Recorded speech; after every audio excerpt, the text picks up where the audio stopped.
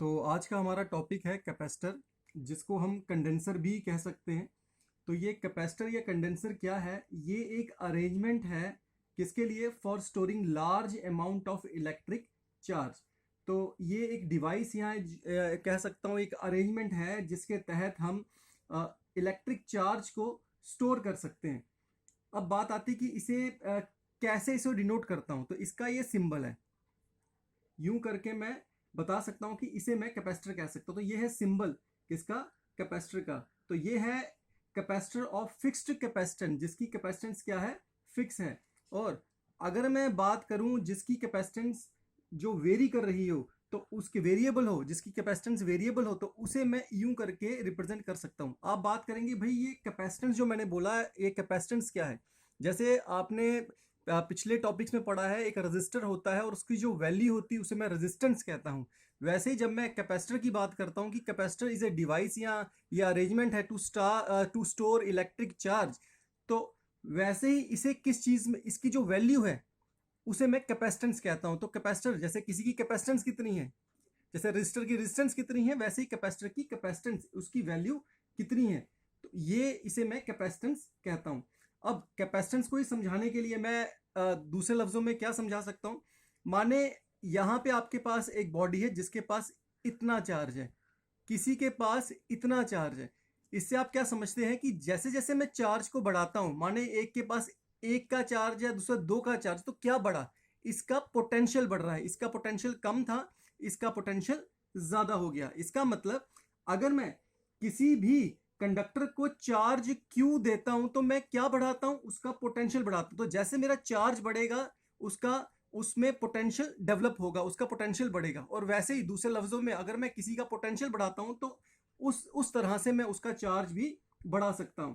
तो ये मेरे पास आता है कि क्यू के बढ़ने पे मेरा पोटेंशियल बढ़ता है और पोटेंशियल के बढ़ने पे मेरा क्यू भी बढ़ता है। तो Q is charge is directly proportional to potential, अगर मैं इस पोटेंशियल को V से डिनोट करता हूं।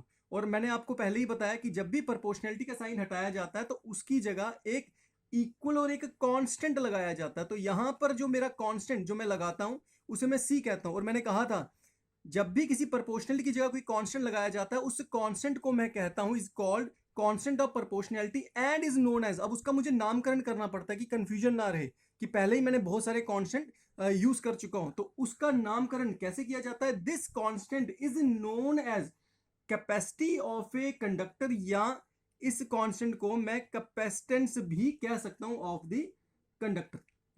अब इसे डिफाइन कैसे करूं?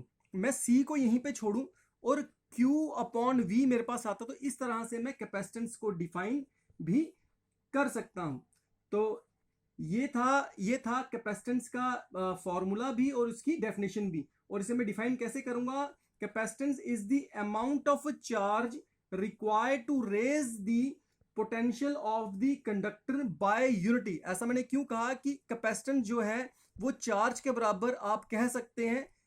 कितना चार्ज चाहिए to raise the potential by unity. मतलब अगर V को अगर आप 1 करें तो आपको दिखता है कि आपका C जो है इज इक्वल टू Q हो जाता है। ये इस तरह की चीजें मैंने आपको पहले भी समझाई कि किस तरह से किसी किसी फॉर्मूला से किसी डेफिनेशन को बनाया जाता है। अब ये बहुत ही इंपॉर्टेंट क्वेश्चन है। अगर कोई पूछे कि capacitance of an isolated conductor, maximum time आपको पूछा जाता है कैपेसिटेंस ऑफ आप अर्थ बताएं। पर क्योंकि अर्थ एक आइसोलेटेड स्फेरिकल कंडक्टर की तरह बिहेव करता है, तो मैं कह सकता हूं हमने निकालना है capacitance of an isolated conductor. तो चलो जनरली निकालते हैं। हमें पता है पोटेंशियल का फॉर्मूला क्या है? 1/4πε0 Q/R। तो ये पोटेंशियल का फॉर्मूला है। और कैपेसिटेंस जैसे मैंने आपको बोला, तो कैपेसिटेंस अगर मुझे निकालनी हो तो कैपेसिटेंस का फॉर्मूला क्या आता है? C इज इक्वल टू, अगर बड़े Q की जगह मैं छोटा Q बाय V रखूं, एक ही बात है। अब मुझे क्या करना है? V की वैल्यू को मुझे यहां इक्वेशन नंबर 1 से पुट करना है। तो मैं V को जब पुट करता हूं जब मैं फर्स्ट को इन इक्वेशन नंबर सेकंड, तो मेरे पास आएगा 1/4πε0 और यहां पे आएगा Q/R। तो Q और Q मेरा कैंसिल हो जाएगा और मेरे पास आएगा कैपेसिटेंस का फॉर्मूला इज इक्वल टू 4πε0 और साथ में R। तो ये था capacitance of an isolated conductor. पर अगर कोई पूछे आपको कैपेसिटेंस ऑफ अर्थ निकालें, तो जब कोई पूछे आप कैपेसिटेंस निकालें अर्थ की, तो कुछ नहीं करना, सिर्फ रेडियस की जगह, आर की जगह आपने 6400 किलोमीटर, जिसे आप कह सकते हैं 6.4 इंटू 10⁻⁶ मीटर सब्स्टिट्यूट करना है। तो आपके पास आएगा capacitance is equal to 711 multiply by 10⁻⁻⁶ farad, और इसे मैं 711 माइक्रो फैरेड करके भी नोट कर सकता हूं। अब फैरेड क्या है? फैरेड है इसकी कैपेसिटेंस की यूनिट। जैसे रेजिस्टेंस की यूनिट, रेजिस्टर की यूनिट क्या थी?